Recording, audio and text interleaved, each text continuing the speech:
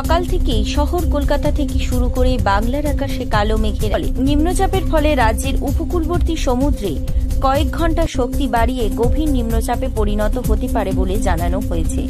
আবহাওয়া দপ্তরের তরফ থেকে জানানো হচ্ছে, আর মাত্র কয়েক ঘন্টা পরেই বৃষ্টি নামতে পারে দক্ষিণবঙ্গের বিভিন্ন জায়গায়। নিম্নচাপের ফলে বঙ্গোপসাগরের গভীর সমুদ্রে প্রায় 2 থেকে 3 মিটারের মতন উঁচু ঢেউ উঠে যেতে পারে। আবার কোথাও কোথাও 45 কিলোমিটার বেগে ঝোড়ো হাওয়া বইতে পারে। উত্তরবঙ্গের আবহাওয়া কেমন থাকবে চলুন একবার তার চোখ বুলিয়ে নিই। হাওয়া অফিসের তরফে থেকে জানিয়ে দেওয়া হয়েছে, দার্জিলিং, কালিম্পং, আলিপুরদুয়ার, কোচবিহার, জলপাইগুড়ি জেলায় আজ বজ্রবিদ্যুৎ সহ বৃষ্টিপাতের সম্ভাবনা রয়েছে। ভারী বৃষ্টি হতে পারে কালিম্পংয়ে।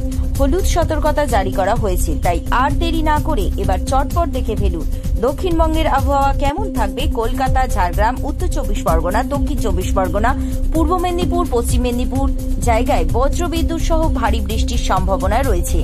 হাওয়া অফিসের পূর্বাভাস অনুযায়ী জানা যাচ্ছে যে আজ থেকে 5ই সেপ্টেম্বর পর্যন্ত কলকাতা সহ দক্ষিণবঙ্গের বিভিন্ন জায়গায় হালকা থেকে মাঝারি বজ্রবিদ্যুৎ সহ বৃষ্টিপাতের সম্ভাবনা রয়েছে। ব্যুরো রিপোর্ট, জেলার বার্তা।